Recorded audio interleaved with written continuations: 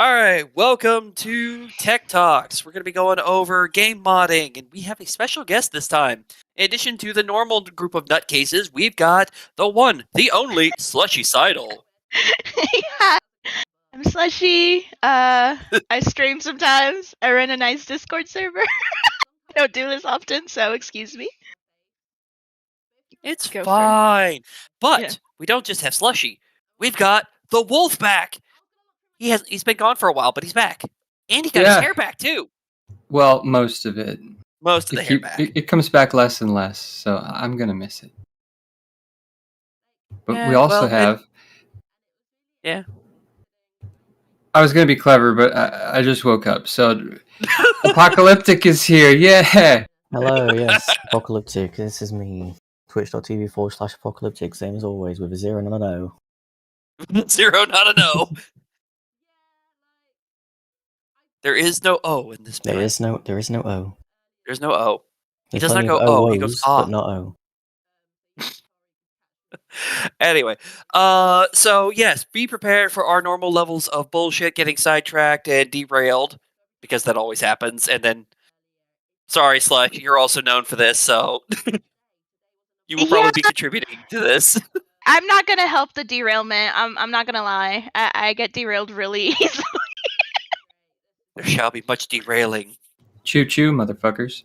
It's just because you like trains. Trains are cool. Yeah. And everybody likes a crash, so trains getting derailed is always fun to see everything go flying through the air. Anyway. Unless you're modding and then you crash, then you fucked up. Then you fucked up. Which does bring us to our main discussion. We're going to be talking about modding in games, or game modding. Slushie is one who apparently is notorious in certain circles for her modding of a few games. I've done some mods in the past, and I think a few of others have done some stuff. Jordan is or Apocalyptic, whichever name you want to go by, I don't know. Is our one and only modless person, which is interesting because he's going to have some views on this that the rest of us have forgotten because we've been involved in this too damn long. So he's their vanilla guy. Yes. Yes. Yeah. Sweet. Although it's more like, all right, which soda you got with you today? Which like liter, 2 liter jug of soda do you have over there with you? I don't have any 2 liters. I've got cans of Dr Pepper cream soda with me. I've got 2 packs of 2 boxes of 12 packs of them. So he's not the vanilla guy. He's the cream soda guy. But where's the glass bottle? There's a glass bottle there. Just off camera, it's glass. Where? It's about 180 proof. There, down there, that one. Yeah, that one. Yeah, I won't show it. Let's see what's... I won't show it. Don't worry. Don't worry, the rum's over there. Yeah, just the rum. I don't have the whiskey in here at the moment, so it's fine. Oh, the whiskey's on the windowsill. Don't worry. I've got that as well. Okay. I'm prepared. Don't worry. Good to know you came prepared. Wolf's already gotten started. Never leave house without a towel and never wake up without a coffee. That's the way to live. All right, but when it comes to modding, to get it, because look, we've already derailed. Hey, it happens. Yay. But when it comes to modding, there's lots of mods that can be done, different styles of modding, so everything's a little bit all over the place, but we're gonna try to cover a little bit of all the bases and get things going. And let's start off with well, I don't know. Slushie, where's a good place to start on modding for those who don't know diddly? Don't know diddly. So that's a big question. I know, that's why I'm like, I don't even know where to start. Because like the first time that I ever used a mod on the game, I didn't even know it was a mod. It just, I was using James's computer, and then I bought the game that I was playing, and then the mod wasn't included, and I was very confused, and I was like, why did they sell me an incomplete game? so that kind of led me down the rabbit hole. But the good thing about the modding community in general, and I'm talking specifically like the ones that I'm familiar with, but most of them do this, is that they literally have people who have been modding since the very beginning, and it's very easy to find information. You're gonna do a lot of reading because that's just how it's gonna be, and you're also gonna do a lot of watching YouTube videos. And a lot of troubleshooting and a lot of Google searches that say, how do I install this mod? Broke this thing. But the basically just how I got started in it is I wanted the mod. I went to the Nexus, which is the modding Nexus.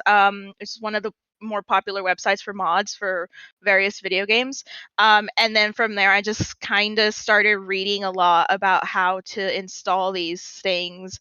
And the thing about it is that mods, for the most part, can range from being very easy to install, just changes textures, you don't have to do anything, or adds on a standalone piece to the game, versus more involved things which are going to require you to know what you're doing or have to clean install your game like several times.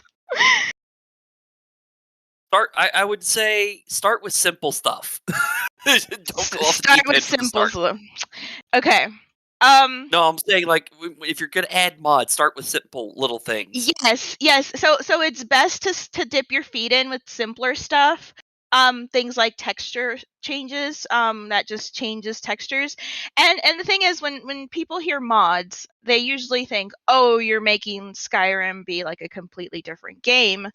And well, that's possible because I did that with Fallout 4, because whatever, Fallout 4.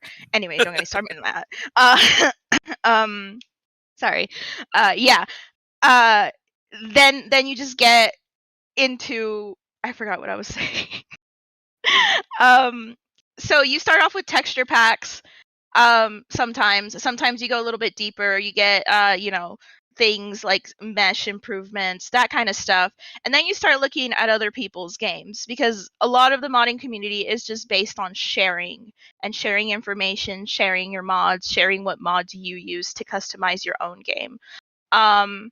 And some people like to go off the deep end and completely change their game to the point where it's no longer the same game, and other people like to keep things more like lore friendly to the game that they're playing.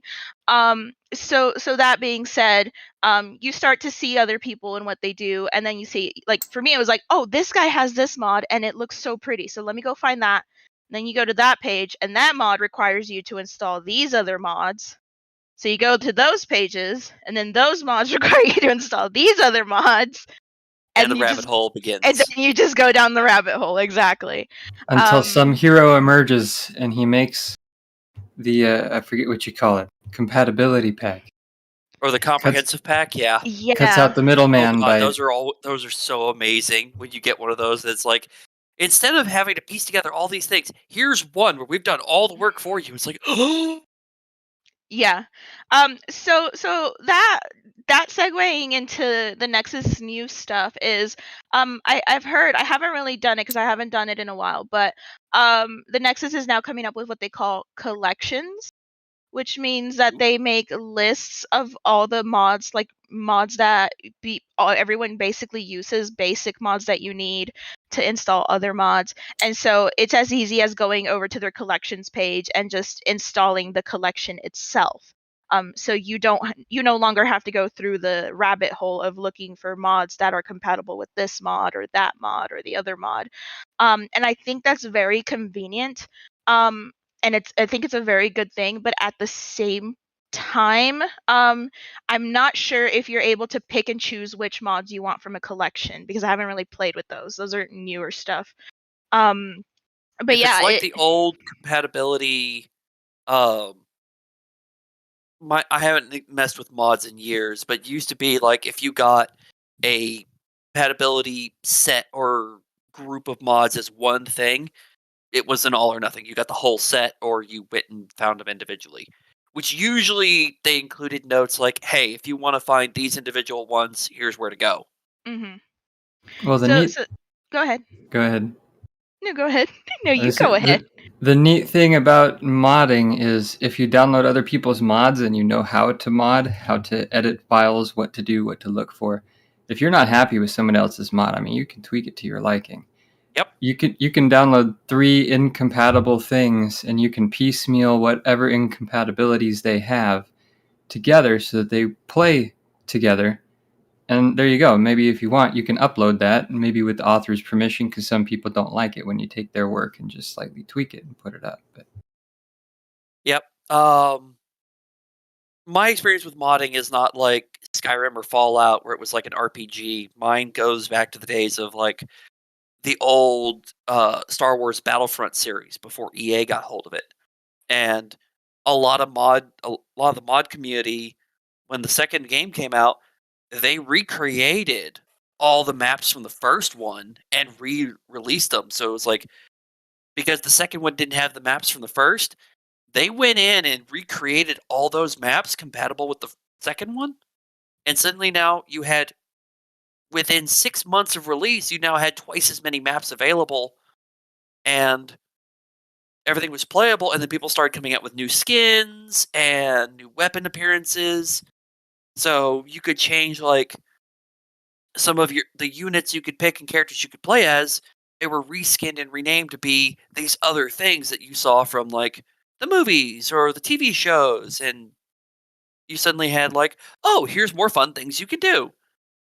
And then some people went weird directions, like, we're going to do this, and it's like, did why that are we game having have Star Trek and Star Wars? But whatever. did that game have a map editor like StarCraft or Warcraft did? No. By default, it did not come with a map editor. So these people like were there might have been something released in the back end or later on, but like if you bought the game, it did not come with that. But a lot of those older companies were known for allowing for a lot of creativity, so there might have been something released so that people could. Yeah. It kind of reminds me of the well, my favorite game is Fallout New Vegas, and I like Skyrim too, but Fallout New Vegas takes the cake. And a lot of people felt dissatisfied with the way that it was released. So there was a lot of good mods for that. But more specifically, when Fallout 4 was released on the newer engine, a group of people basically got together and said, well, Bethesda's not gonna, remaster this anytime soon because, reasons. We're gonna just recreate the whole game as a mod for Fallout 4. And that's a project that I've been following for a while, and I am so excited for it because like to be able to just play that game again but in a shinier engine, and just I think that's gonna be really amazing. And see, that's the kind of stuff that I feel like the modding community is capable of doing. But then there's all the random weird shit that they also do.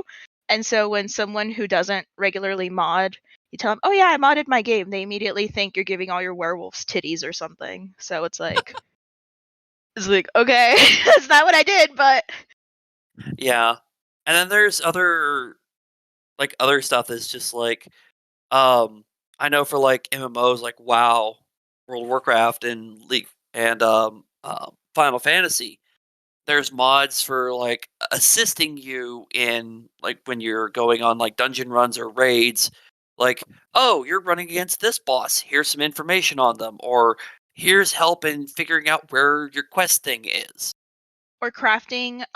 Elder Scrolls Online, I did some modding for that, and it wasn't the same at all as having a single player game that you can customize to your own liking, but it's more like being able to have information readily available instead of like switching over to a window and wikiing, where do I find this in this book or this in this material to craft.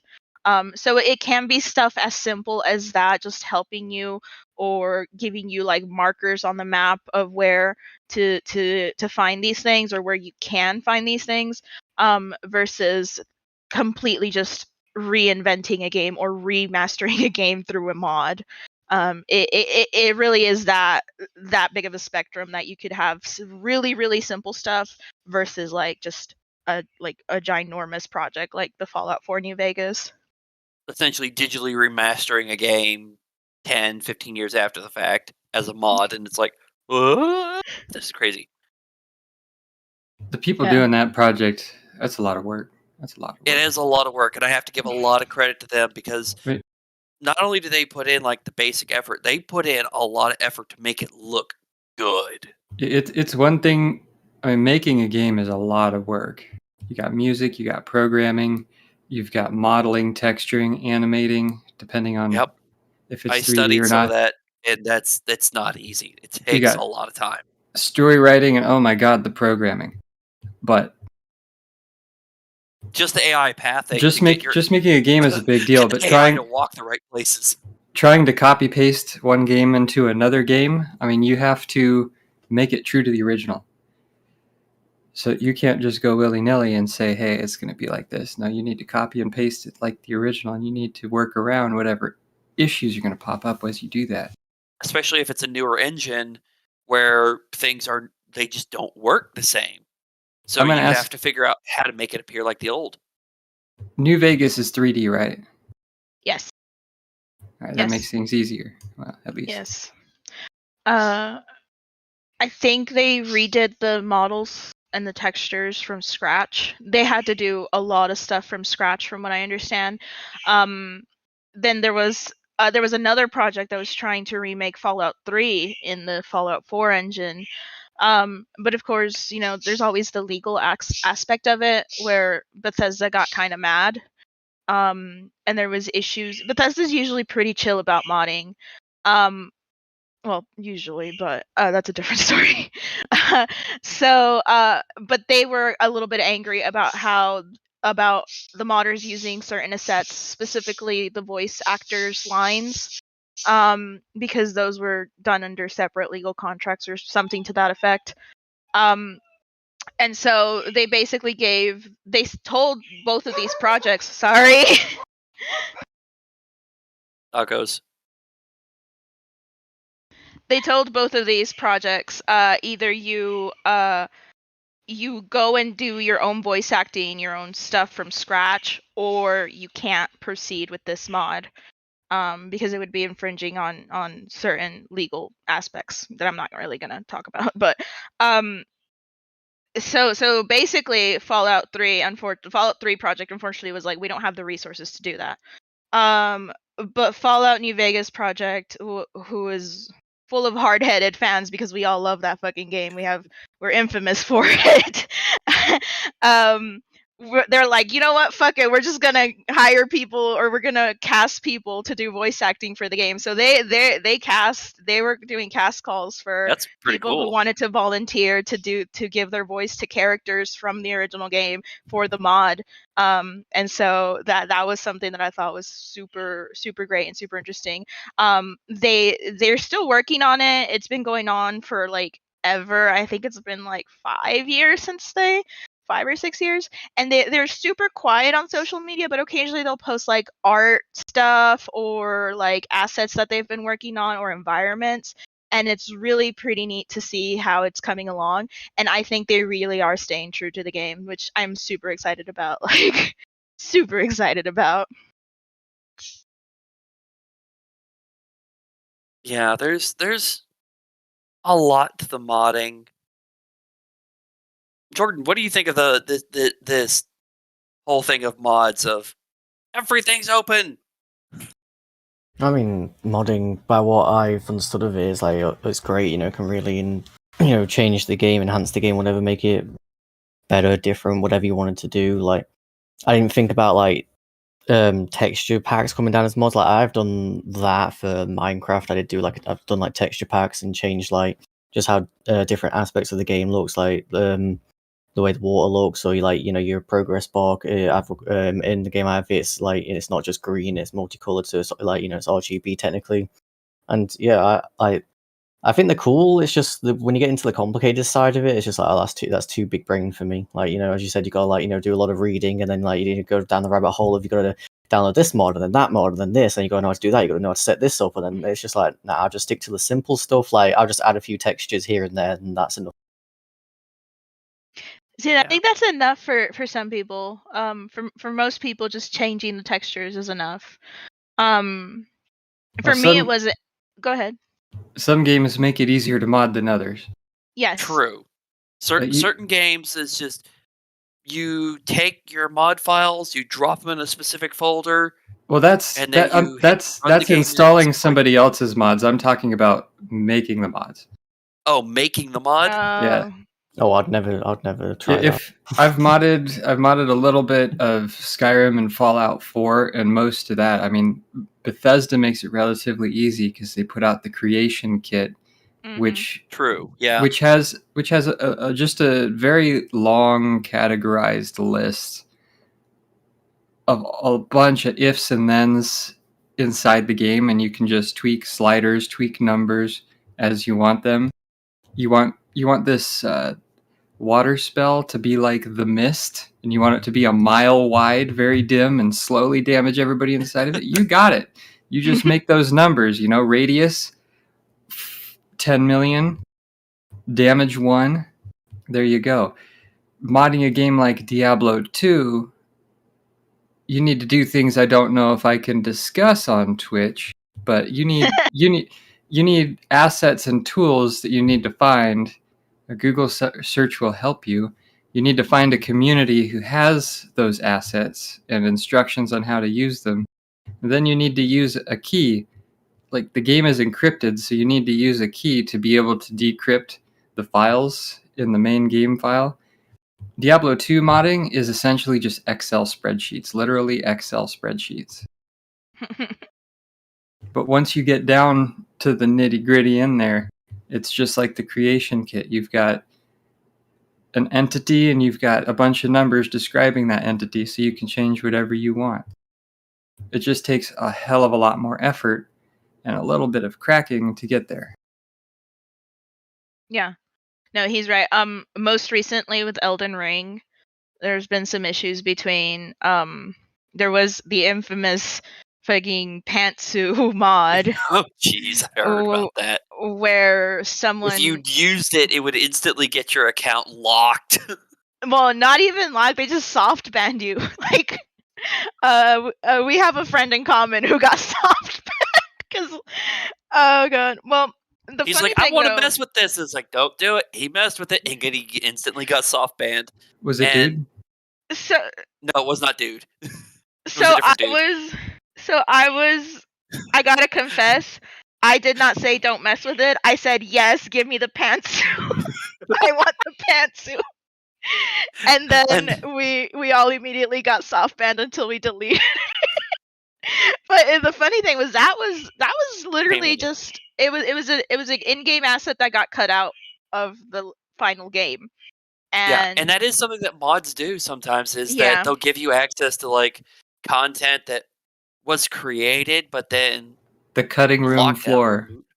Yeah, it got left on the cutting room floor. But then everything remains in the files, so then people go in and find it, and they're like, "Hey, look at this mod! We found Fia's pants," and then it's like, yep, and then reactivate stuff. Or sometimes after a game is released, some of the content creators release mods themselves of content that was created but never published.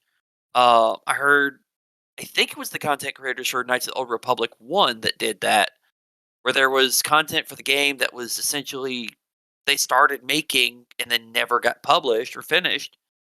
Somebody got those files, finished it up, and released it. So it was like, here's like essentially a DLC for the game that's actually just a mod because it's not official. Yeah. This is the voice of the behind the scenes producer. I've actually got a question, and I don't know if anybody will be able to explain this for the noobs that are probably going to be watching.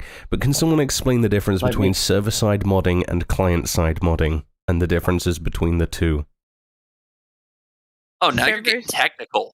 Yeah, now you're getting way technical. So, is there a specific game you're talking about when you ask this? So some people will see GTA 5 and 5M as one of the major ones that you can mod client side, but also you can use something like 5M as a modification framework that's sort of server side modding. Because first thing that came to my mind when you asked this is Minecraft, which is also applicable. Yeah, Minecraft too. Yeah. Yeah, Minecraft is probably the easiest example for like server side where you mod the game to be a specific styling, and then because that's all on the server, anyone who accesses it can play the game with those mods and use it. Versus client side, must play the game with those mods. Yes, they must, because that's literally how the game is at that point. Versus client side, you are modifying your game on your machine, and it's not compatible with the rest. Or that's just, since it's client side, you can still play on the servers, but you see things as whatever you've modded them, which is how people play like World of Warcraft or Final Fantasy, and they have their own mods for like the assistance mods for like quests and dungeons and raids and such. That's all client side that connects with the server in a way. I think an easy way to think about it is you can mod your own game, right? You can do whatever you want to it, but if you want to play on the official servers, well, the official servers from the game people, the people who published it, they're playing the vanilla mod. So whatever mods you have on your computer, if you want to play on that server, you need to use the vanilla mod. And if you're not using the vanilla mod, well, you're cheating. The same thing applies for server modding. If there's a server host who has their own list of mods, that's the mods that run on this server, and that's the mods that you're going to run when you play on this server, unless you're cheating. And that's why I guess with a lot of the games, if you mod it, achievements become disabled, for example. Yeah. Because they become, you could just click a button and get them, essentially, depending on what your mod is. True. Yes, that's very true. And speaking of achievements and mods, I'm going to slightly segue and point out a community that does a lot of mods and that a lot of game companies allow to be used, and that is Steam Workshop. Yeah. There's a lot of modding content that is available on the workshop for people to use in games, and a lot of the games and the game companies are like, yeah, sure, go with it. But as mentioned, that when a lot of those are active, your achievements are disabled because not compatible with achievements. Yeah. Then again, some people don't care about the achievements; they just want to have fun. Yeah. So I think it's getting better now with modding becoming a little bit more into the light rather than, oh, those creepy people from the dark that do weird shit to their game. Especially with consoles starting to try to join in on the fun.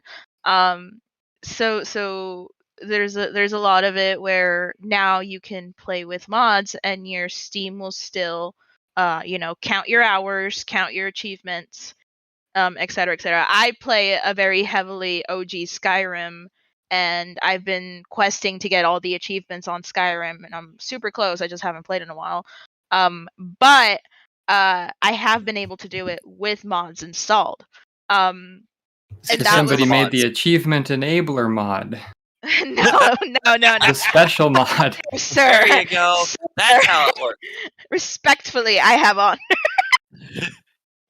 But like, yeah. So, but it used to be back in the day, like when I first started modding Skyrim, that shit would not count. I'm pretty sure I have way more hours logged into Skyrim than Steam says I do, just because the amount of time I spent on it, on modded Skyrim where Steam didn't pick it up was like way more than what Steam actually says that I did, which is great because I'd be like, I don't care about Skyrim. I don't spend that much time on it. Sort of like thing like that is also when you play on 5M, it loads up like a separate application that Steam recognizes rather than loading GTA 5. So it's like, what is it? I think it's like Source SDK or something like that it loads. Yeah. That's like a workshop kit, because if you loaded the actual game, I think the way GTA 5 works, because it's very server tied, you'd have to play the vanilla game if you launched the vanilla game at all. So they have to launch the modded client. That is one of the good things, I guess, about FiveM as well, is the fact that both the vanilla and the modded versions can run, like, they can be installed at the same time. Whereas, for example, especially with GTA 5, when you know, that was first launched, if you wanted to go online, you had to go in and remove all of your mods from the folders before you could actually play online. That's annoying. That could be a pain in the ass. Or you could just rename the folder. Yeah, that too. That is true. Because once renamed, the programming pathing can't find it because it's not if it's specific mod folder, it doesn't matter. Else, you could just make 2 copies of the same folder. Yeah, unfortunately, GTA was never mod focused. They never had like an actual thing. Like the community came in and they like made trainers and things like that for it, but it was kind of like DLL injection and that kind of modding. It wasn't. Rockstar still makes you use their own fucking launcher, man. They're even if it's installed on Steam, which really annoys me.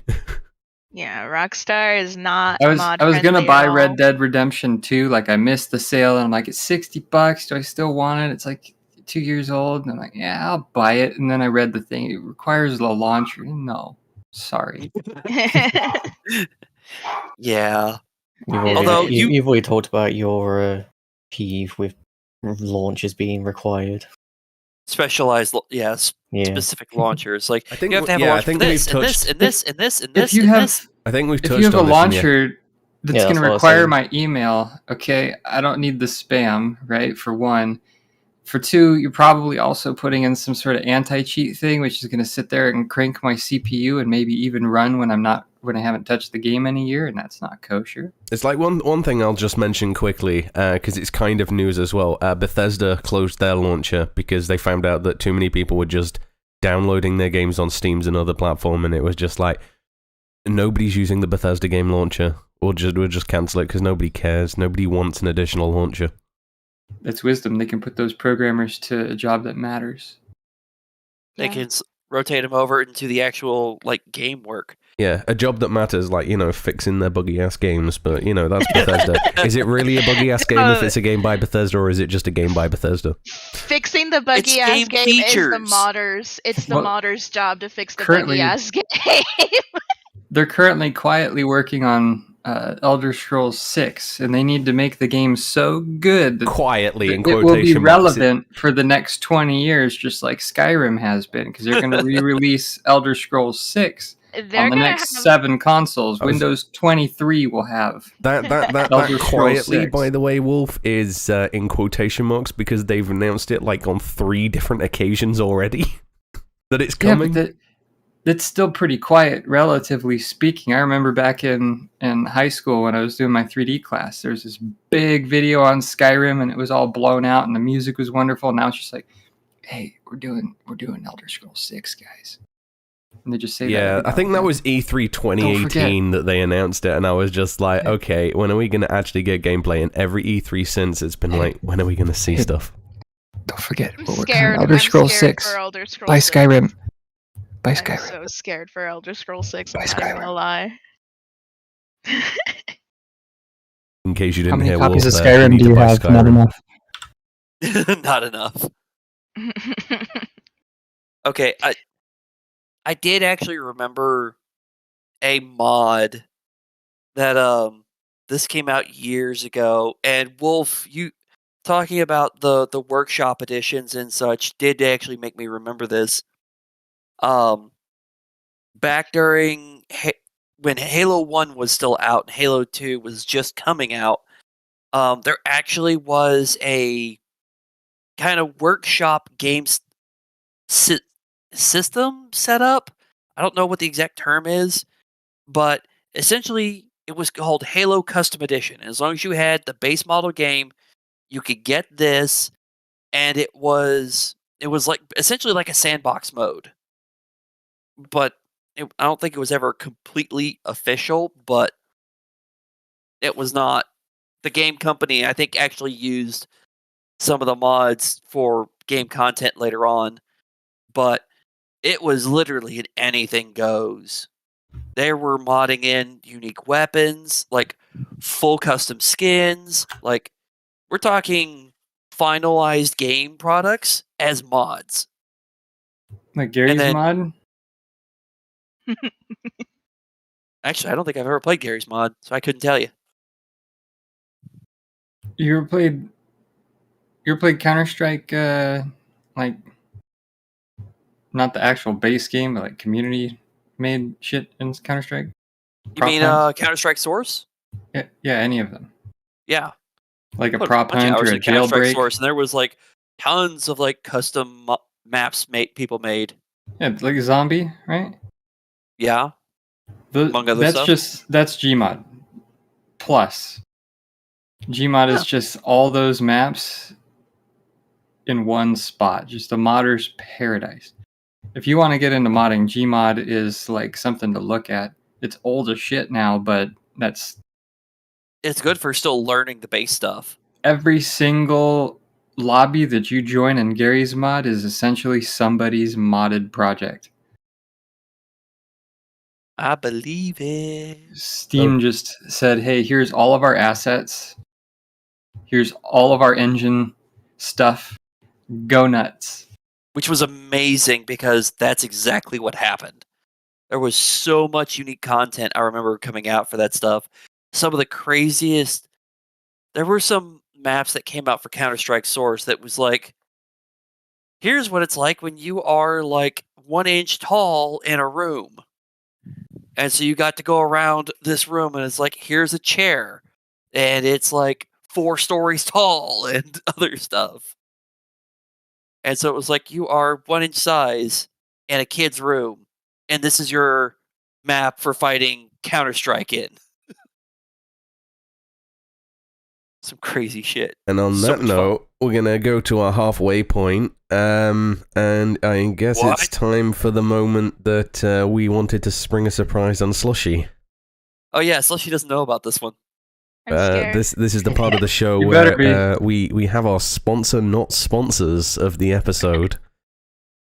We'll start with... Since none of us are actually sponsored, this is, you must come up with a thing. And state the thing, and then almost like a little sponsorship blurb of like, "Hey, my sponsor, not sponsor, is blah." So we'll start with Jordan. Jordan, what's your sponsor, not sponsor this week? Bostic glue for when stuff don't fucking stick where they should. Squirt that bad boy on it, stick it, and it'll stay. You could have just said sticky stuff. I mean, that'd have worked too. But you like the sticky stuff. Bostic sticky stuff. It's caustic sticky stuff. Redneck Alcatraz, what's your sponsor, not sponsor this week?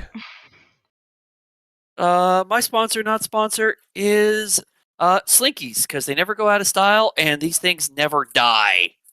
Even when they're like 20 years old, they still fulfill their original function of being entertaining little toys. Seeing as Chris just got up to go get something, I guess we'll move over onto Chris quickly. Chris, what's your sponsor, not sponsor this week? My sponsor, not sponsor, is brought to you by the new engine block sitting inside of my tiny computer, and that's the Fuma 2 Revision B CPU air cooler.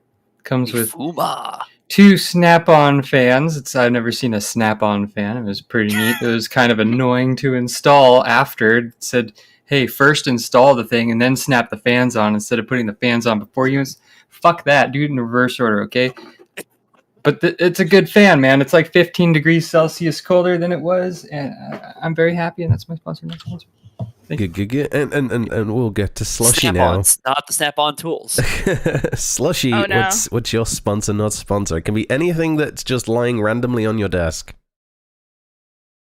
No, not that. That's a dildo. How do I... how much do I want to expose myself? All right, my sponsor, not sponsor, is this... Sharp, pointy objects? You know what? Yes.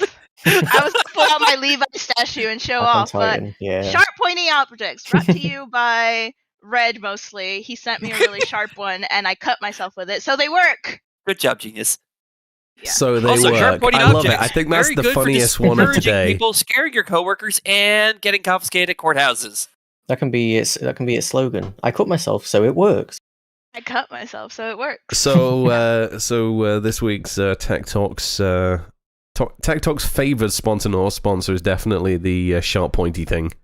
Just saying that blurb was just on point. I love it. Sharp pointy? Sharp pointy, it worked. I cut myself, so it worked. I cut myself, so it worked. Yeah. It's not sharp, but it's pointy. It'll get the job done. It's called a shiv.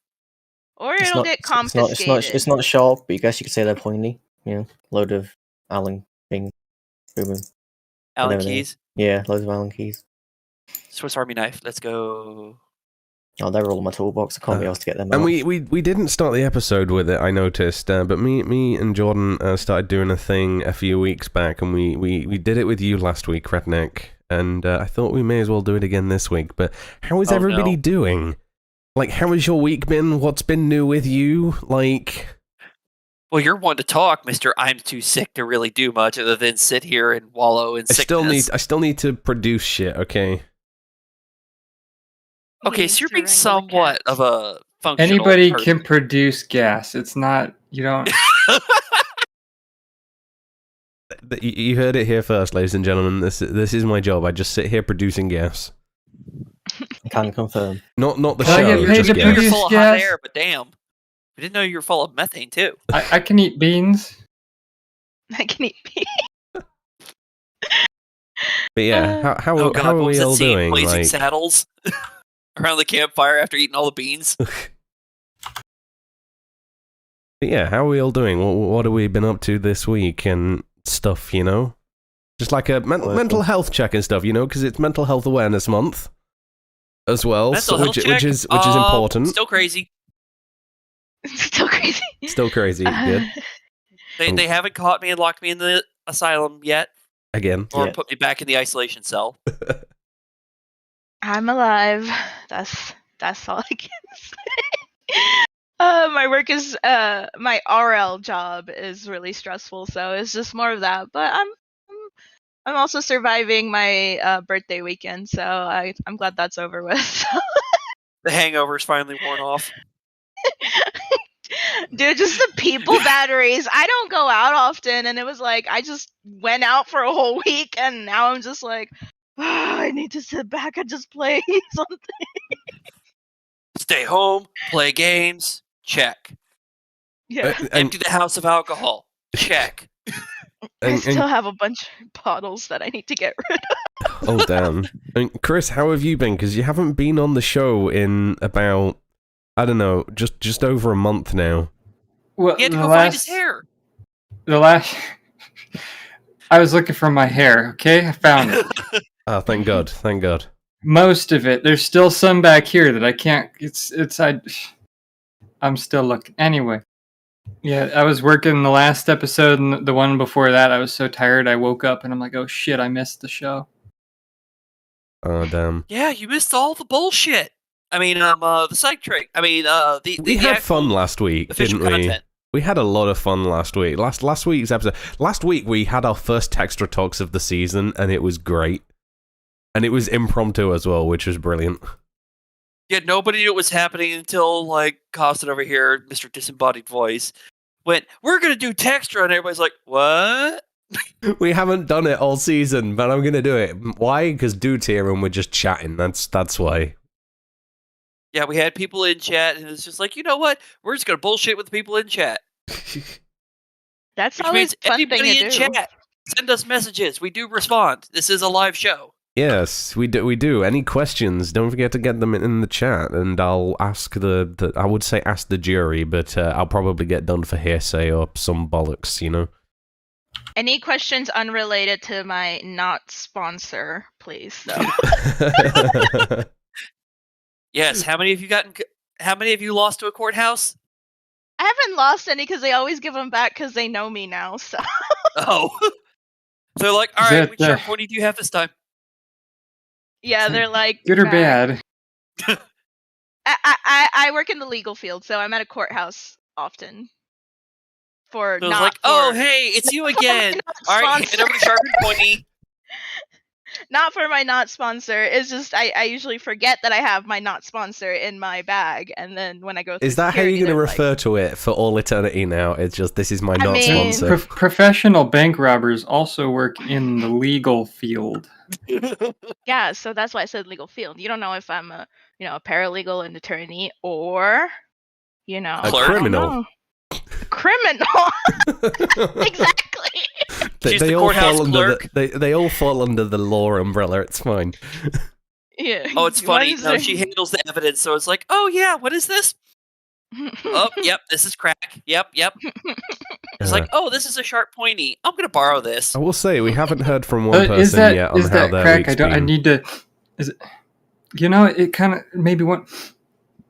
I don't know if that's cocaine or not. There is one person we haven't heard from about how their week's been and how they are doing. Jordan, you seem to be just being very quiet and just staring into space a lot of the time. I know you've got 3 monitors, but I was the first person to respond. No one just listened. oh, I didn't hear. How are you doing? How was your week? I was working. Big rip. Ew. Work. That was my response. But how are you Ew. doing? I was working. Agreed. That's How just do a you- state of being. how You were do you just think? working. Yeah. I am existing. I You're am glad surviving. it's the What more do weekend, you want basically. from As, me? as Slushie said, work is stressful, so what do you think? You're just glad it's the weekend then. I'm glad. I'm grateful it's Saturday.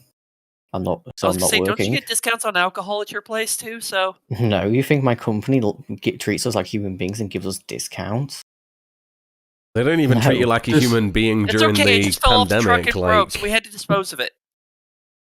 My job rewards us by giving us just some extra points on the the loyalty card that they have. So we have to put it back into the company. They don't. Get They a don't care. loyalty card? Yeah, it's we call it a dividend card. But yeah, basically, it's you spend £1, so $1, and you get a penny, so a cent back. But we get 10 instead of 1 for every pound we spend. That's all we get as a reward for working for them. My So- place of employment gives us a 30% discount for working there, but their markups are so high, it is still cheaper for me to drive 10 miles with current gas prices to shop for things somewhere Oh. else. Probably. It'd But what do probably you be the do same now, with Wolf? my 'Cause I know work, you used to work in the even if they hospitals. did give us discount, because my place is so expensive as well. I never worked in the hospital. who was it that I worked in a worked- hospital? So, I swear someone worked in a hospital. That was Phil's wife. Oh, okay.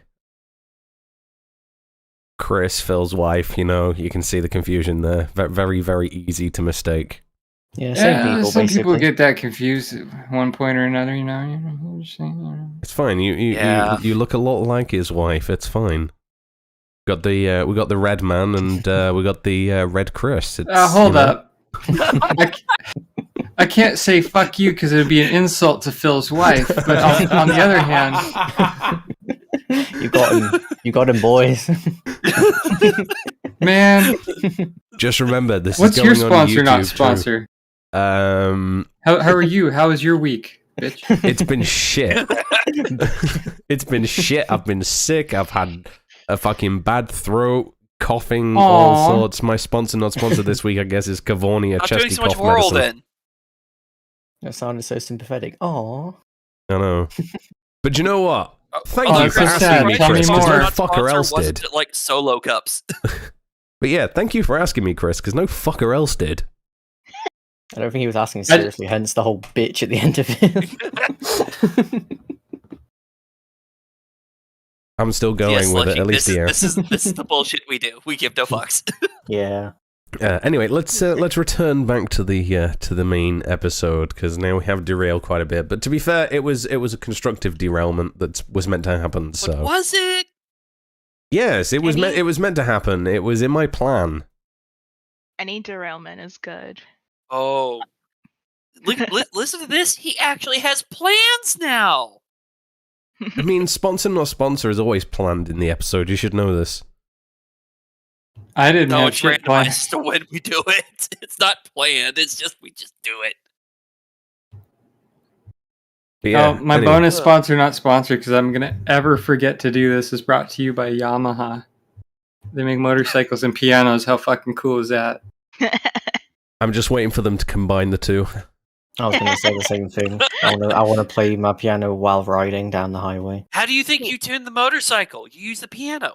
Yeah. The only way you They replaced the shifter pedal with the hold the note pedal. Oh, the foot pedals, yeah. Oh, Yeah. jeez. Yeah, and the horn is also a pedal. It's also And then The horn your is an brake E flat, handles are just actual saying. keys. So since they replaced the pedal with the piano pedal, it's actually a stick shift motorcycle. Stick shift. You put a lot of thought into this, Chris. Don't tell me you're planning Maybe you on should rebuilding one, are you? I'm planning on modding a motorcycle. Hey. Nice transition. Technically, it's Nice not transition incorrect. You back are into the- modifying, therefore modding. Yeah, nice. Like Jordan said, nice transition back into today's topic. No, that wasn't a transition. That was just a segue into the next derail. It's derail. Here's a derail. Here's another derail. Here's another derail. Here's another derail. Here's another derail. One of my favorite dumb mods for Skyrim is that fucking Thomas. That's a the Tank re-rail. Engine. Whoa. What are you talking about? I'd love to battle Thomas Tank Engine as he breathes fire at me and flies around the sky. That sounds And he great. does. Thomas the Tank Engine. What'd you That do? is- Put him as like a dragon or some shit? Yeah, they replaced the Oh, texture for the jeez. main antagonist for Alduin. So when you're about to get your head chopped off, you just hear doo doo. And then it's a It's train. so fun. It's the train without wings, so it's literally like an invisible child is taking the train and just Just it flying follows around. the same path, but it's just a fucking brick. It's the best thing ever. It's like, So then, how does that work with the hitboxing? It doesn't. You no, you just You take shots screwed. at it, you try to hit it, and it's like, well, there's where the brick is. It's like, where's the hitbox? Somewhere in there? yeah, you literally just hope that Thomas Aim at the doesn't middle. Maybe eat you hit. Like, Nightmare mods. Thomas the Tank Engine and Dark Souls. oh jeez. Or You know what? more modern, somebody's probably got a mod for it to appear in Elden Ring. Probably. I was gonna say, There I are would be dragons in Elden Ring. curious Is there like a Oh. rule 33.5 for modding? If If you can mod the if game, if you can Thomas think is of in it, there's a mod of it. Probably yes, because I know in usually. Killing Floor 2 there was a mod where you played as where it turned I think it turned a lot of the zombies into like Teletubbies. Oh yeah, that's like run of the mill for Killing Floor. Yeah. Yeah. So there's a lot of weird ass mods. Or you There is. played as Teletubbies running around killing things. I forget which one it was. There was a lot of weird shit for Killing Floor 1 and 2. And the worst part is some of the crazy ass mods were not mods. It was official content released by Tripwire. I just think some of the most entertaining mods are some of the simplest, like just a simple texture swap or a model swap. Yep. Or you change one program argument. Like if the zombie is killed, then it explodes. Exploding zombies. Yes. Yep. Yep. Or you do voice line swaps. Where at this point, instead of triggering this voice line, it does this instead.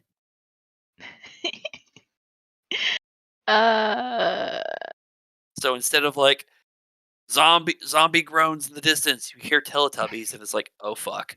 I wish if I was on my old computer, I would be able to bring it up. Because when I modded Diablo 2 a while back, and I opened up all those spreadsheets, all I wanted to do was make the game like. I never published it. Maybe I should. Somebody might enjoy it, but I wanted to make the game like doable without having to have a bot farm things. Because you can play like 1,000 hours of that game and never find certain items. Where you have to play thousands of hours to find essentially certain change items. the drop rate for items. Yeah, but not to an imbalanced way. Like the rune drop rate, I looked at the way they programmed the way that runes drop. And I think the Zod rune, the rarest rune, it was weird how they programmed their drop rates. Instead of boring people describing it, there was like a 2 in 5,000 or more. Maybe it was 15,000. I forget. They've edited the game and the numbers have changed over time. But there's a very, very small chance that you would ever find this rune. I just increased that by 10 so that maybe one day you'll find one. But the drop rates for the runes were like this weird bell curve where you'd have high runes that were actually rarer to find than the highest rune. That doesn't make any sense. I sat and did a whole bunch of math and a whole bunch of plugging away to find... You can do math? The perfect curve. Oh, yes. Quite good at it, in fact. But I did a whole bunch of work to find the perfect curve so that the worst rune, the rarest rune in the game was 0.2%. Then the next one was 0.3%, and then the next one was 0.5%. So it ramped. It was appropriate. And I did that for a few other things. One of the mods that I made for the game, they made official, and that was druids can summon all of their summons at once instead of having only one type. For anybody who plays the game, that is game changing. It's wonderful. So go on. Go ahead. So it's all your fault then. It's all your fault. No, I never published it. They just happened to do it. I was so happy. Okay. They just happened to do it. Oh, okay. So then, it's interesting that you said that because a lot of the discussion around mods is some people who enjoy vanilla versus playing modded games argue that mods are nothing but a way for people to cheat. So is there a certain way that you guys feel about that? Whereas some people are saying, you increased the probability of that rune dropping, you're cheating. Or do you think that it's acceptable? Because there's always the strict Puritan people who just say, you're supposed to play the game how it was released. At the end of the day, you got to tell these people, you got to let people know it's all arbitrary. Yeah. Just because the person on the back end made a decision, maybe not everybody on the team agreed. If we're still talking about Diablo 2, they took things out of the game that certain developers, while they were working on it, were like, no, bring that back. Right. So at the end of the day, they released it a certain way, and maybe it's broken. Back in the day, old games never got updates. When they released it, that was it. Yep. So if they fucked up, if they missed something, you need modders to fix that. Like Might and Magic 6. Or if it didn't get an update, it got one update. There's old games that you can find on GOG still that have old, unofficial patches that get rid of bugs and oversights. So there's mods like that aren't cheating. And the one that I made, arguably, yes, it is a cheat. It did make some things easier, but I also made some things harder. I just wanted the game to be doable in single player because I was in a single player mood and I wanted to be able to actually one day find a thing that I might never see in my life. Yeah. I guess it would be, is the mod exploitive? Or is it flavor? For shooter games, you're going to add a couple extra maps as mods. That's not kind of cheating or anything because you're adding extra content. Changing texture packs. No. Now, if an actual exploitive mod or things that are oh, this tells you where all the things are. Here's how to find everything. Oh, this super rare item. Oh yeah, just install this, and now they're common. Or you could save edit. Save editing is a form of modding. So I guess it would determine what mods specifically are you talking about. I've seen official games where they're oh, you want to do texture mods? Yeah, we don't care. Oh, you want to do any of these other mods? We are classified as hacks, and we will ban you. Well, but they don't care about texture mods. Going back to the original question about is it cheating? Well, technically yes, but at the end of the day, like I said, it's all arbitrary and it's whatever you want to do to have fun. So if you're playing a single player game, then nobody in the world but you should care. And sometimes games come out with the cheats. Mm-hmm. Like GoldenEye had cheats. You had to unlock or Google. And Planet Coaster has cheats. City Skylines has cheats. You just have to go in there. Older games had turn them on. built-in stuff that if you knew how to get to them or you figured out how to access them, it was fine. But it was built into the game. If a developer puts out a city builder game, right, like SimCity 6, and they do not release a sandbox mode, would you call it cheating if you modded your own sandbox mode? Or would you call it making an incomplete game complete? Would that be cheating? You're just having fun, you know? Mm-hmm. If you're playing, go ahead. If you're playing single player, if you're doing multiplayer and you're fucking with things that will apply on multiplayer, you know, you're sniping packets that it's sending to the server. You're trying to falsify that. There's no excuses for it. But single player games, so what? Yeah. Wolf basically, this is summarize basically my opinion on it. It's like, if for single player games, you know, like if it's, you know, the point of a game is to enjoy it, and like as you said with like, you can download this thing that shows you where all the rare items is, or there's this thing that you have to like grind for 6 hours for to get it. Oh, but if you do this, download this, you can get it instantly. It's like some people don't enjoy doing that. I mean, that's fair, and that's fair. It's we'll take Truckers MP and 5M as prime examples of that. Like, it's to some people, it's especially with Truckers MP, it can make things a lot easier, but at the same time, it's more of a quality of life thing.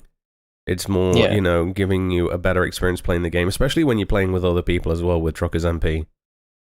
Yes, it's like play however you want to play. Like some people, like I said, either don't like to do stuff like that, or might not have the time to sit there and grind for 6 hours for something that they need. So it's like, if it's a single player game and it's not affecting people, then it's like, shut the fuck up and mind your own business. What's it got to do with you? Let the person enjoy the game how they want to. But different strokes for different folks. Yeah, but then if it's a multiplayer game and you're using mods, hacks, whatever you want to call them, to get advantage on other people, then that's when it's wrong. That's my opinion of it. If it's single player, do whatever you want, leave those people alone, let them enjoy the game. If they're making it easier, that's on them. If they want to have a more enjoyable, easier experience, let them. If it's multiplayer, that's when it's wrong. So, go on, Wolf. When I was a kid, I would enjoy playing those grindy games, you know? Because I didn't do shit. I went to school, I came home, and I didn't do shit. I played a game. Cool. But now, you know, I work, I socialize, I sleep, and I drink a lot of coffee, and I ain't got time for that shit, man. I want to have fun. Got the time for the grind. That's right. Yeah. Listen, I work a lot, so I don't have a lot of time to like do grindy shit. So it's like, I already work. I work at work. I want to work on my game. I want to enjoy my game. I want to sit down and have a fun time, not sit there and grind this one thing for 6 hours, and I've done like 0.001 of the game. Call of Duty Zombies, where you're trying to level up the guns. Yeah. So that's literally what everything you guys said is just my take on it as well. I feel that for single player games, when you go online and share some of your mods, sometimes people come down on you. Oh, you're cheating. You're not playing the game like it's supposed to be, especially with From Software games. I'm a little new to that community, and they are so aggressive about how you're supposed to play the game. But there's one response for that. So good. Fucking what? Yeah. You say when? When did I ask your opinion? Yeah. So don't download it. Bye. My whole thing is I just like listening to these kind of debates and stuff and seeing each side. But that's why I was just asking the opinion, because my opinion is basically, you know, if it's not hurting anyone, why are you worried about how I play my Skyrim, whether I play it with a list of lore friendly mods, or if I play it with fucking Thomas the Tank Engine trying to wreck me? Like, exactly, it shouldn't matter. Crossbows are modded as actual guns. Yeah. Multiplayer games, I feel, are a little bit more complicated than that, because it does affect other people at the end of the day. But like, for example, games I think there's a certain limit. Like if you're playing with, like, for example, Elder Scrolls Online, you download the mod so that you can collect all the books. The books aren't really going to really level you up, as far as I know. They're just basically, you're collecting shit, you're finishing shit up, you're just being like a completionist. I think that's okay. I think quality of life stuff is okay as long as it doesn't directly affect like you putting yourself over other people by cheating and doing that. So I completely agree with you guys on all of these It doesn't have points. a balance change Yeah. effect.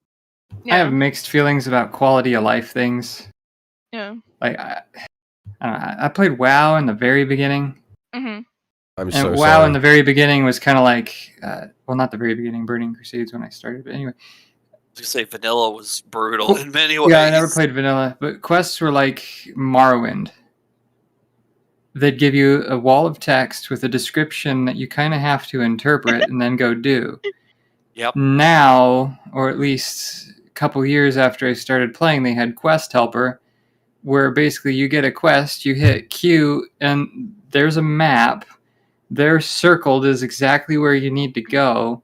They're highlighted as exactly which thing you need to kill.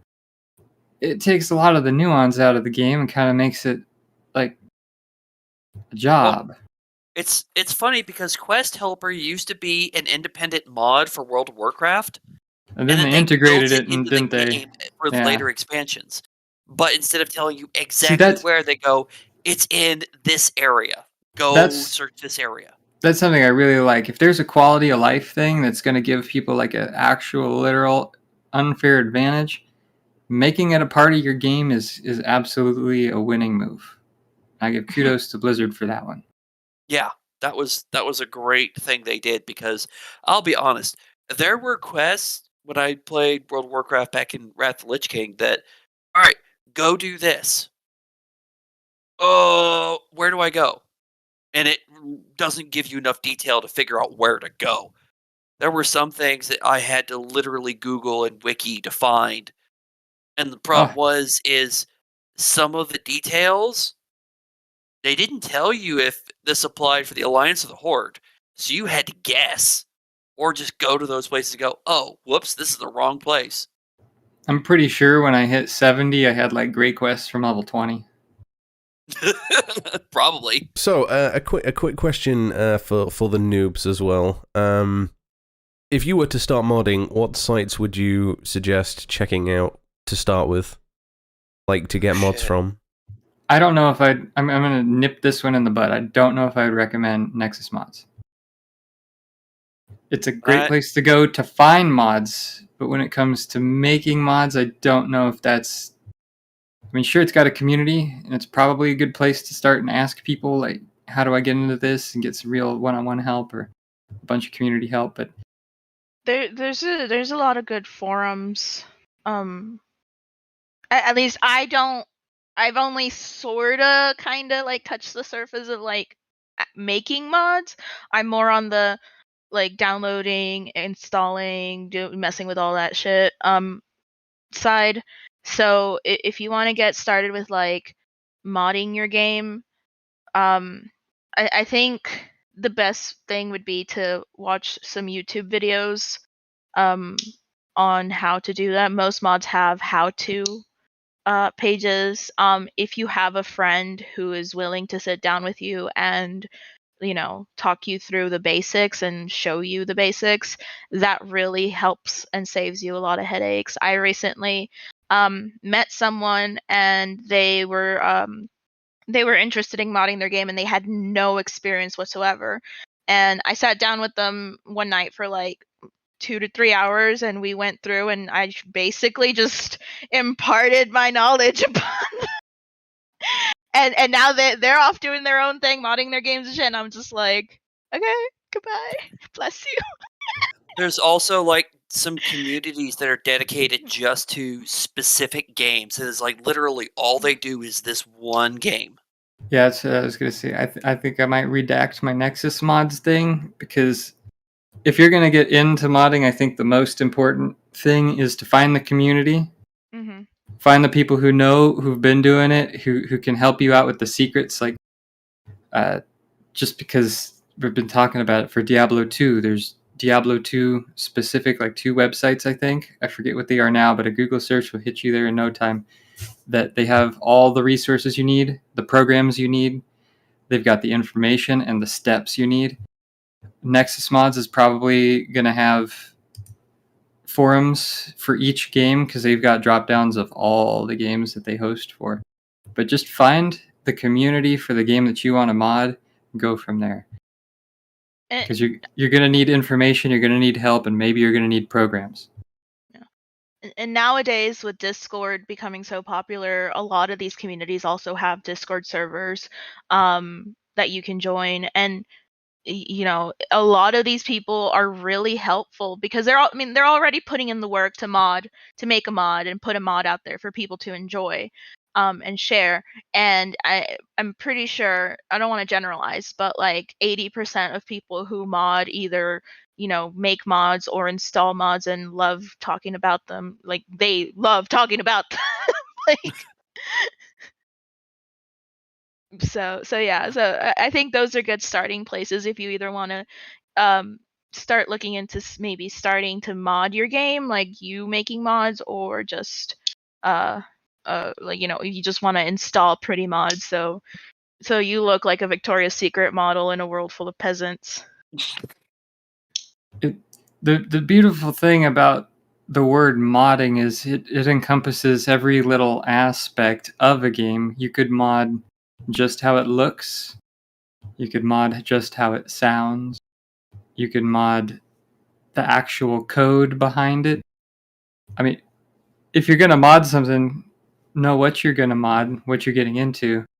Having a little bit of experience behind the scenes is going to help you. I know for a lot of people, one of the first games that a lot of people look at modding is Minecraft because of sometimes how easy Minecraft is to mod, especially if you're running like your own server. It's literally just a case of just drag and dropping it into a folder and just making sure it's enabled a lot of the time. I would argue that's not really modding. I mean, that's modifying your game, but if we're talking about modding, if the ing is making the mod. Oh, no. I'm talking like actual, like, you using someone else's mod to, for your own gameplay sake is what I'm talking about. That's super easy in Minecraft. There's programs that make it super easy in Bethesda games. Yeah, because I know, what is it? I know Fallout 4 has got it. It's got an inbuilt mod manager, so you can literally just go in, search for a mod, and just install it straight from in the game. I don't recommend that. I don't recommend that. I recommend it, but it's probably a good starting point. That's the community mods that they make you pay for the people. I mean, it's good for the people-ish, but it's better for Bethesda. I mean, why not just download the mod directly from the maker of it? Yeah. Plus, you get into the technical aspect that if you install it through the in-game menu, sometimes you also don't have, if you're just starting out, you don't have like a mod manager program, and so, or you don't have the like skill set to go into the data folder and see what's in there. You also have to think about loading order and all that, and there's programs for that as well. So if your game breaks, I don't think so, because I haven't played Fallout 4 in a while. I know Skyrim Special Edition has that stuff, at least just the list, but I don't know if they deal with anything else. You're not going to know what broke or what's going on because you can't just take a glance at it and see, oh, this is conflicting with this thing. I do not like the new mod manager that Nexus released. I hate it, but Vortex? It's still useful. Yeah, I'm not a big fan of Vortex. I like it. Jordan, have you got any other questions about modding, etc.? Because I know you're the same as me. You're on the noob level of modding here, so not nothing I can think of that we haven't really talked about. Like like the basics of modding, what they do, how they work, where to. That's pretty much what I can think of. Okay then. So a topic for discussion then. Okay, in your opinion, okay, what is the best game that you've modded or put a mod into? And what was your favorite mod? Oof. Oh, mine's easy, as I already said. Like I said, I didn't think about texture packs being kind of as a mod. So Minecraft, adding texture mods to make game look prettier. Easy. favorite I've ever played, probably going to either be Halo Custom Edition, which was kind of the kind of sandbox mode that there were tons of mods available for. I think was so much fun. Or the original Star Wars Battlefront 2, because of like just all the extra maps and skins and everything that were available for that, both for solo and play on servers. So that's me. And I gotta remember 12 years plus of modding games to kind of pick which one I'd put in first. Yeah, I'm like sitting here. I'm like, what do I pick? Now, of course, I'm going to be I'm biased. sorry, You can it's pick going to be a multiple, by toss-up the way, if between it two gets that different things for difficult. Multiple. I'm going to be biased and say that the Diablo 2 mod that I made is my favorite because I spent a lot of fucking time on that. No. To be fair, that's completely fair enough. That's a completely fair opinion to have. I made things fair and balanced. Okay, so you could have arrows and bolts could be magical, right? Charms could be rare, but no. Just calm down. It was balanced and fair, okay? But I spent a lot of time making that shit possible. That's a completely fair opinion to have. It's like if someone came to me and was like, "Hey, what's your favorite Discord bot?" Well, it's got to be the one that I fucking made for my own server. Why? Because I'm fucking proud of the time I put into it. Stardew Valley had some very nice quality of life mods and texture mods. Make the game a little bit less overwhelmingly yellow at times. Counter-Strike mods. Oh my god, how much fun have I had with that? Would you call it mods to custom maps on StarCraft? Because I put thousands of hours of my childhood into the custom arcade maps on StarCraft 1. I probably would, because it's community modification, isn't it? Yeah, and plus they came out with they made their own third-party map editor that lets you do more things than their official map editor would do, like specific if-then statements and being able to place one square tile instead of their bulky terrain editor. What else have I modded? Oh my god. Skyrim, Fallout 4, plenty of mods, like beyond textures, radio stations. Holy shit. How do I rank it? Might and Magic 6 has mods. Just bug fix mods. Greyface's patch. Look it up. It's beautiful. You'll play a game that's 25 years old and you'll love it. As soon as you said Magic Mike, I'm not gonna lie. Might and Magic. Oh, I thought you said Magic Mike, and I was like, oh, okay. That's where you're going? Oh, tell me more. Tell me more. Tell me more. Shit, what else have I modded? Minecraft, he's right. Minecraft, pretty beautiful with mods, with shaders and stuff. I think Parallax. At some point in everybody's life, if you've owned Minecraft on PC, you've modded it at least once. Even if it's just like, I don't know, taking, I don't know, you're running on a really crappy system and you download Optifine, that's still classified as a modification. It's still classed as a mod. I would highly recommend Optifine too. Yes, Optifine is amazing. If that counts as a mod as well, then yeah, I have that. You want your computer to stop heating up your room so much when you play Minecraft? Optifine, it'll help you. I just realized that Star Wars Battlefront 2, which is a 17-year-old game, there are people still publishing mods for that game. Having a moddable game makes it last a long time. Yeah, Skyrim. I didn't realize that they're still doing it. Slushie, have you finally thought of yours? It's probably going to be a toss-up between, like, Fallout New Vegas and Skyrim for her. So I'm kind of in the same boat. I started modding Skyrim, and then from there I started modding almost every other game I play. I've modded things from, like, Elder Scrolls Online to Project Zomboid to Stardew Valley, and Fallout New Vegas. Skyrim, I adore the race menu. I adore all the mods that come, that you can use on race menu.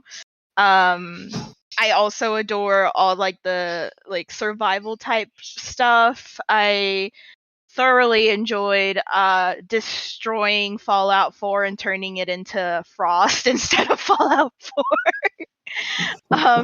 Frost Out 4? Yeah, it's literally a completely new game when you install that mod. It is very enjoyable. I loved changing little textures for my little Project Zomboid run throughs. Stardew Valley I just got into last year, and I did install a couple mods there that changed some dialogue or add more dialogue and stuff.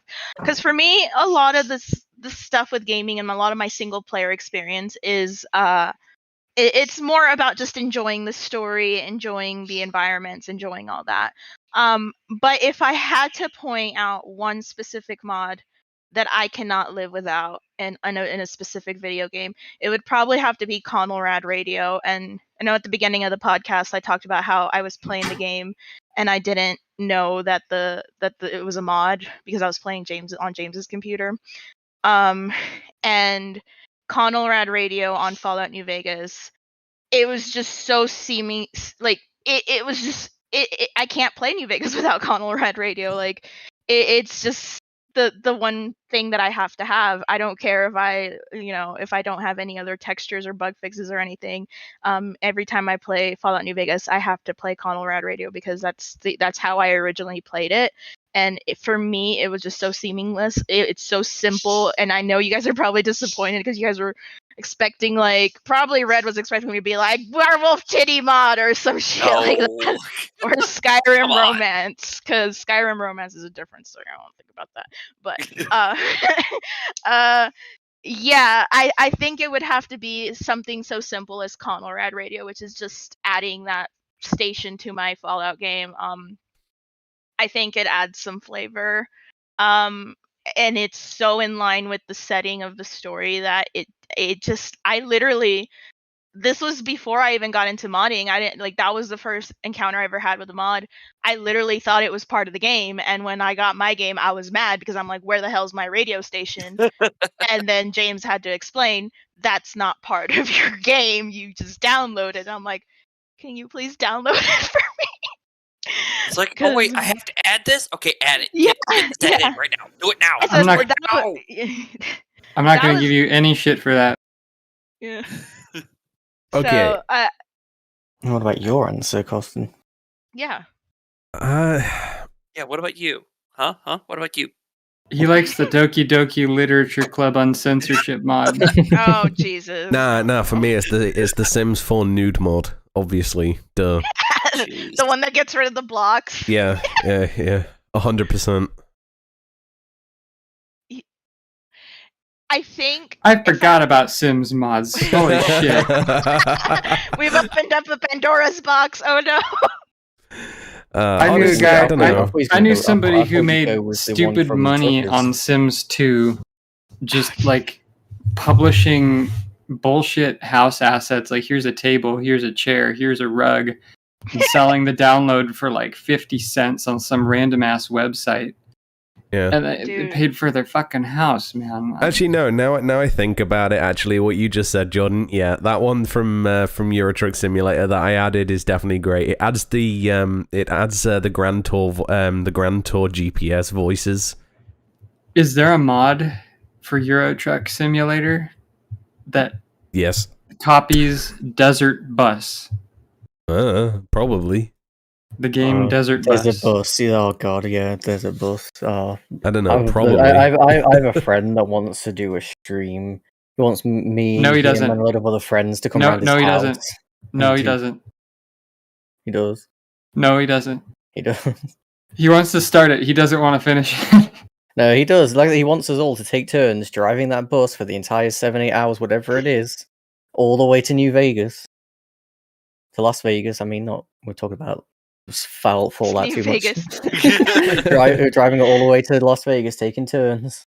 So one final question. He did it before, apparently. So one final question, then, I guess, that I'll ask you all. What is one game that either doesn't have mods or you haven't had the chance to mod, would you like to mod? Life. Life. I want the motherload cheat. Life, yeah. In life. Oh, what the Sims. 50,000 simoleons cheat from Sims? Yeah, motherload. I can keep giving myself money. Show me the money. There is no cow level. Black sheep wall. I don't know really, because I said I don't really know much about mods to know what games I would want to mod and how I'd want to mod them. Have you ever in my used a case, Game I've Shark? only No. Question mark. never owned Never one. mind. I knew what it was. Did not have one. Buddy of mine did. As for mods, I don't know. I'd probably have to. It would probably have to be like some of the older games I've got. Go back and mod some of those to see like what extra stuff can be added to some of them. Some of my newer games, I don't have as much interest in modding. Really, it's some of my older ones. I think to throw some mods in to add more fun to them. And the only thing really I can think of is just basically what I already do, but like I want to be able to eventually download the ray tracing for Minecraft so I can see how that looks. Right, that's the only thing I can think of. But that's it's I already have textures to make it look better, but it's not ray tracing or anything. There's a few games that I've never modded just because I like the base game so much. True. Witcher 3. Never touched it. Never modded it. Factorio. Plenty of mods. Never modded it.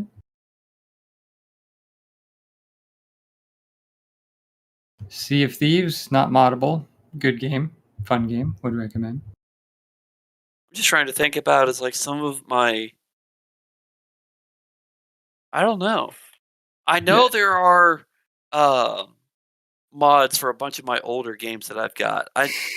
Because if there's not mods for them, I will be absolutely shocked. I've never looked into finding them. What's the name one?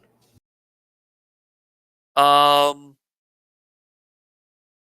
a Star Wars nut, so it'd be some of my old Star Wars games like Star Wars Republic Commando. Yeah. No, I'm a Star Wars nut, so I would probably look at some like my old Star Wars games. It's like, all right, what are some options for these? Because I would be very interested in finding this stuff.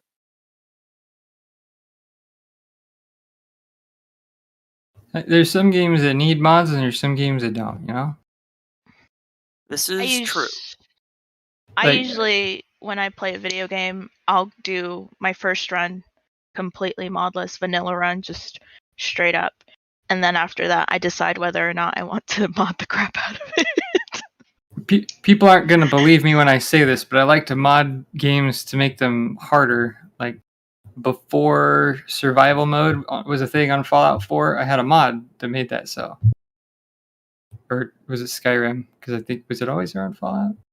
There's one on Fallout 4 and there's one on Skyrim. But they weren't... Were both of them not released with it?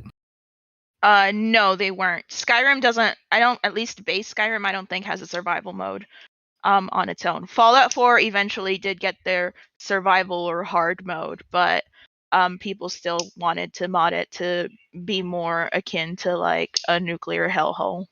Yeah, there's some games that can be made harder that I enjoy them that way, and there's some games that are just unfair to you as far as trying to win. Like, for example, RimWorld. RimWorld's a much better game when you get behind the scenes and start fucking around with it. Yeah. I don't really have a game right now that I would want to mod. I think I've seen some interesting stuff from Elden Ring modders that I might be interested in playing with my game, but I'm a little hesitant because I do still play Elden Ring with some of my friends, and I don't want to get soft banned again. Yeah, that would kind of ruin some of that. Yeah. Modding online games is always tricky. Yeah, it is a lot tricky. It's because some of them will accept and allow it, and some of them are just like a hard nope. Yeah, you don't know what their policy is, and you don't know what they're looking for. Like, sometimes they don't even know what their policy is. Way back in the day, people would cheat on World of Warcraft in Battlegrounds because they would replace a mesh file that would make an impassable fence passable. And that's the only thing it did, was it deleted this file from existing on your client, which was enough for you to be able to leave 2 minutes before anybody else could. Wow. Yeah. So if you're playing capture the flag, everybody else is waiting for the match to start, and because your game client doesn't load the fucking fence, you're out here capping points, earning points for your team before anybody else can even play. Ridiculous. See, stuff like that, I would have to say is a big nope. Just because it's like, no, that's no. Yeah. That's not enjoying the game. That's just like hacking or exploiting. Yeah, and there's something to be said about whether, you're like I said, like we said earlier, single player game, do whatever the hell you want. Like that's why it's tricky to mod. It's tricky to mod online things, because even if you're not doing anything, nefarious, if your files don't match the server's files when you connect, is it going to say, "Oops, there's an error," or is it going to say, "Sorry, you're out"? Yeah, I'll be honest with you. One of the games that I would love to mod, more to sort of make the single player experience a bit better, because I'm not concerned about the online aspect, but the Division 2, because it gets so repetitive a lot of the time. Like even adding in even being able to mod things like getting different types of enemies or things like that to try and make it seem less repetitive, I think would be pretty cool. But unfortunately, mods for that. Unfortunately, the Division 2, it does a checksum as soon as you launch the game, because it expects you to be playing mid-online. It's kind of like a partial online system. Yeah. Because you're constantly getting updates from Isaac where it's like, hey, yeah, someone is requiring your help or something and stuff like that. So it just gets different. Well, that's why a lot of mods, if they do that, will have a cutoff or a wall. Like going back to Diablo 2, if you have Pluggy, the single player mod Pluggy gives you infinite stash. It disables the BattleNet button, so you will never accidentally click to go online, have the client automatically download from the server, or try to connect with your mismatched files. You just can't do it because it turns it off. Disables the option. So a mod like that is probably going to probably exists for that game. It just turns off the online, so it never does the checksum, so you can play however you want. It seems like Dude BDR is back. To say that he wanted nothing to do with the podcast and that he dropped out, he seems to keep showing to every stream. He wants to watch. He doesn't want to play. He's some people are like that. Also, Dude likes to troll. Don't you know this? Oh, I know. Oh, love you too, dude. I just love the fact he's just like, hey, yeah, everyone, you're all awesome, but fuck you, Custom. I'm like, yeah, fuck you too, dude. I mean, he likes trolling people, no matter what he does. Dude is just a troll. I'm pretty sure you're the only one that says I wanted nothing to do with it. I mean, I just didn't want to run it anymore. I mean, you left. You could have stayed and joined us, like, just saying. Anyway, that's not server's right here. Yeah, exactly. But yeah, anyway, that's neither here nor there. I think it's time to wrap up this episode now. We are closing. Normally we run for 2 hours. We're at an hour and a half, which is not too far off decent stop point, unless somebody's got a part of a subject that we didn't cover. I mean, if anybody's got any questions in chat about it, then feel free to pop your questions in about your mods and stuff. I mean, I don't think Carson said what game he would want to mod if he... No, I did. I said Division 2. Oh, okay. Yeah, he did say Division 2. My bad. Bouncing titties in Skyrim are as a novelty that wears off quickly. Jiggle physics. It's something you'll Jiggle spend. Physics. I just want to say jiggle physics. I just want to say that sometimes Cyberpunk you has find amazing jiggle yourself... physics. Just saying. Oh my god, yes. Sorry. there's so many overwrites and dependencies to get jiggle tits in Skyrim that it's going to take you 2 hours minimum. If you're new to modding, it's going to take you more. But like if you're experienced, it's going to take you 2 hours to troubleshoot and overwrite in the right order, and eventually you'll have jiggle tits that aren't fucking ridiculous, that are like normal jiggle tits. And then you'll be playing the game and you'll get into the game and you'll forget that you have jiggle tits, and you'll go into town and some wench will walk by you with your jiggle tits and you'll be just sucked out like, whoa, I forgot that was a thing. And then you'll uninstall it later because it's just... You know, that reminds me of an experience I had. She's made involved here. Oh boy.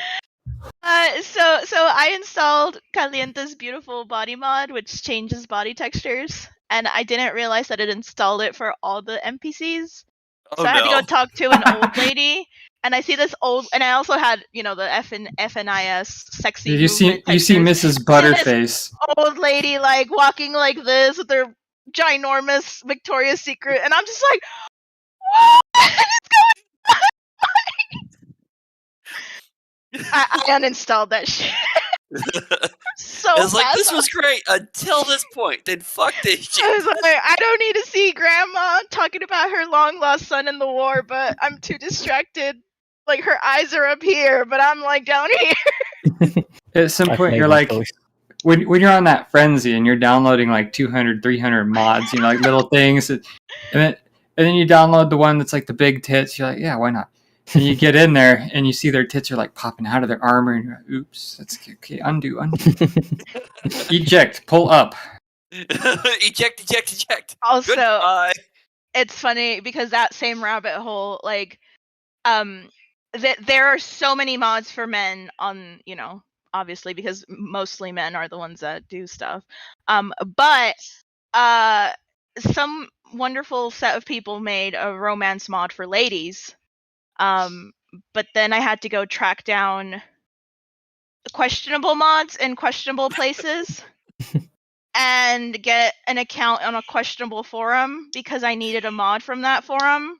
Oh boy. And yeah, that was an experience. It was an interesting experience. But I sat in my grandmother's kitchen because I was still in college and I was on vacation. I sat in my grandmother's kitchen with my sister-in-law and we played the Skyrim romance mod, and we just laughed so hard that it was one of the best mods just because of how much fun and how much dumbassery was said during the fucking experience. But Doki Doki Dovikin Club.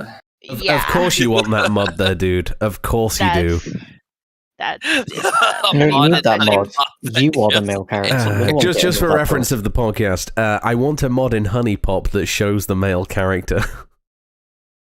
For those that don't know, dude's heavy into anime. Yeah. Anime? No. A little too much into hentai. anime. Well, hentai then. A little too much into hentai. Push up your glasses, they go white, tentacles out the back. It's... Yeah. Not anime. It's the worst. Yeah. Anyway, But, don't yeah, fucking so shortchange me, Carson. I'm sorry, dude. I'm sorry. We just beware that if you're new into modding, you will find yourself in these rabbit holes, going into shady places, tracking down things you need for your game to work properly. I'm already in shady places. It's called Dude's Discord. No, you're in England. That too. Ooh. The shady is America.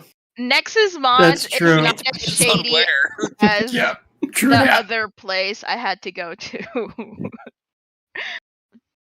Yeah, anyway, I when think... it comes to shady places, Nexus Mods is not that shady. Yeah. Nexus mods can be shady, but no, I don't want to talk about that other shady place. I have sort of a reputation. I can only think. What's that? Oh dear.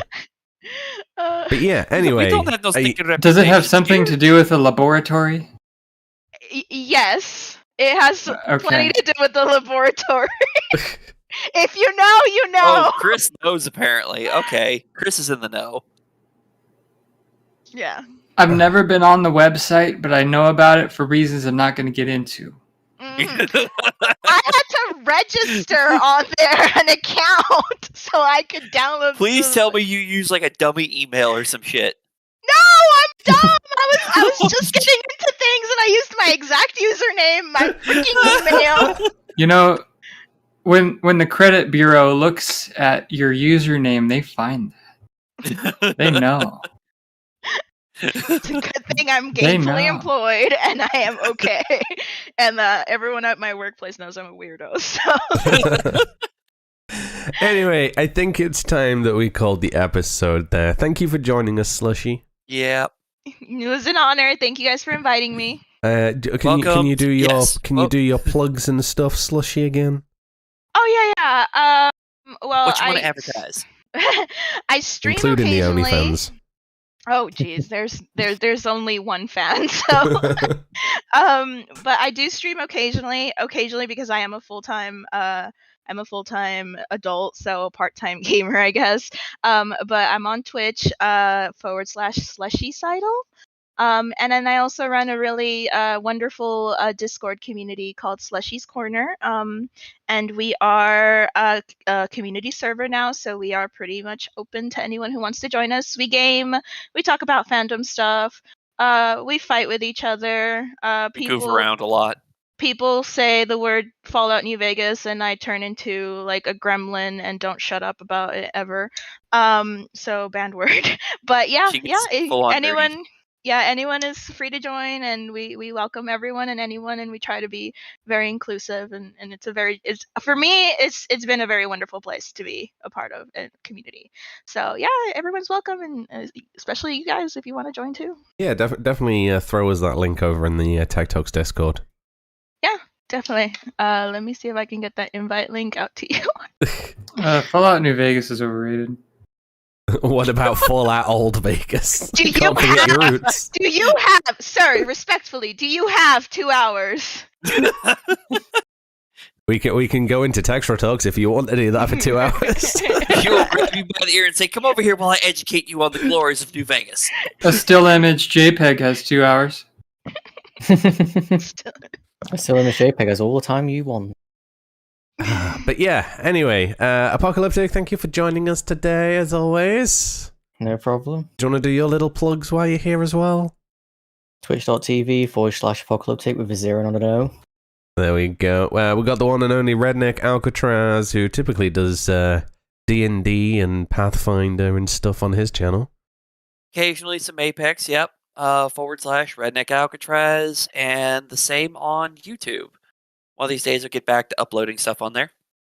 And the one and only Wolf. Why is everyone else gets it said normally, and then Wolf always ends up with some form of accent added to it? The Wolf.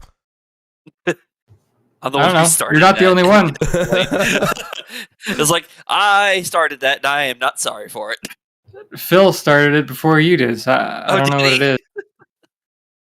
Maybe because I think it's the more Germanic spelling, since you have it spelled with an E. But it's spelled like the name, not the animal, so... But yeah, thank you very much. It happens to also be an animal. Thank you very much for joining us this week, guys. We've been talking about game modding. It's been a pleasure as always. Don't forget to check us out over on YouTube, Twitch, on all good platforms that podcasts are. That's Spotify, Apple Podcast, Google Podcasts, Amazon Podcasts, etc. Blah blah blah. We'll see you in 2 weeks' time, where we're talking the best video game period, if I recall correctly. I think that's the plan. Yes. Yeah. So, Slushie, you're also more than welcome to join us for that if you get some free time. In 2 weeks, I'll be out at a wedding, so unfortunately I won't be able to join. But no. I just want to say, if y'all don't say New Vegas, I am banning you from my life. Just kidding.